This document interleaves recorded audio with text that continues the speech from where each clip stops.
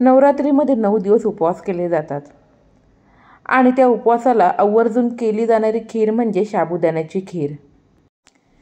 एकाच पद्धतीने जी साबुदाण्याची खीर केली जाते ना, त्यापेक्षा कॅरमल पद्धतीने ही साबुदाण्याची नक्की खीर करून पहा आणि एकदा करून पाहिली की 9 दिवस तुम्ही साबुदाण्याची खीर करायला अजिबात चुकवणार नाही, ह्याची तुम्हाला मी खात्री देते।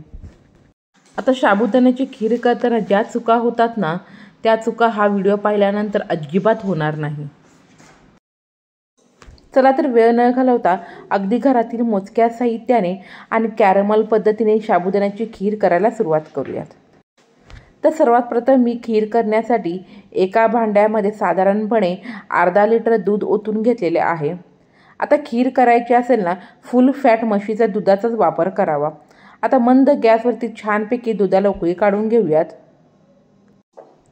आता दुधाला उकळी आल्यानंतर छोट्या वाटीने म्हणजेच पोह्याच्या चमच्याने फक्त 5 चमचे साबुदाणा 2 ते 3 वेळा स्वच्छ पाण्याने धुवून घेऊन नंतर त्यामध्ये साबुदाणा बुडेल इतपतच पाणी टाकून फक्त 1 तास हा साबुदाणा छानपैकी भिजवून घेतलेला आहे।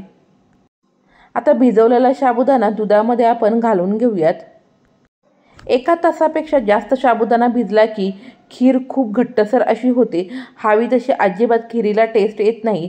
त्यामुळे 1 तासापेक्षा जास्त अजिबात हा साबुदाणा भिजवून घेऊ नका। संपूर्ण साबुदाणा दुधामध्ये घालून घेतल्यानंतर मंदच गॅसवरती आपण 6 ते 7 मिनिटं छानपैकी हा साबुदाणा दुधामध्ये शिजवून घेणार आहोत। आता दुधामध्ये साबुदाणा शिजत असताना मध्ये मध्ये छानपैकी तो ढवळून घ्यावा। साबुदाणा दुधामध्ये शिजेपर्यंत आपण दुसऱ्या बाजूला झटपट असे साखरेचे कॅरमल तयार करून घेऊयात। आता साखरेचे कॅरमल तयार करण्यासाठी मी एका पॅनमध्ये अर्धी वाटी साखर घालून घेते। आता साखर बुडेल इतपतच त्यामध्ये पाणी घालून घेऊयात। साखरेचं प्रमाण तुमच्या गोडीनुसार किंवा तुम्ही साबुदाणा किती घेतला ना त्यानुसार कमी जास्त होऊ शकतं। तसंच तुमच्या गोडीनुसार तुम्ही साखरेचं प्रमाण कमी जास्त करू शकता। सुरुवातीला मंदच गॅसवरती आपण पाण्यामध्ये साखर पूर्णपणे विरघळून घेऊयात। साखर पाण्यामध्ये छानपैकी विरघळल्यानंतर गॅसची आच मोठी करून आपण छानपैकी शुगर कॅरमल तयार करून घेणार आहोत। नेहमी साबुदाण्याची खीर करताना ज्याप्रमाणे साखर टाकतो ना त्याप्रमाणे न टाकता अशा प्रकारे शुगरचं कॅरमल तयार करून तुम्ही खीरीमध्ये टाकलं की खीर चवीला भन्नाट अशी लागते। त्यामुळे अशा प्रकारे कॅरमल खीर एकदा नक्की करून पहा। फक्त 3 ते 4 मिनिटांमध्ये शुगर कॅरमल इथे तयार झालेला आहे। आता गॅसची आच पूर्णपणे मंद करावी। खूप जास्त शुगर कॅरमलला डार्क कलर काढला की हे शुगर कॅरमल कडवट तरी होतं किंवा करपलं जातं, ही महत्त्वाची अशी टीप आहे। अशा प्रकारे ब्राउनिश कलर आल्यानंतर हे शुगर कॅरमल आपण लगेच दुधामध्ये ओतून घेणार आहोत।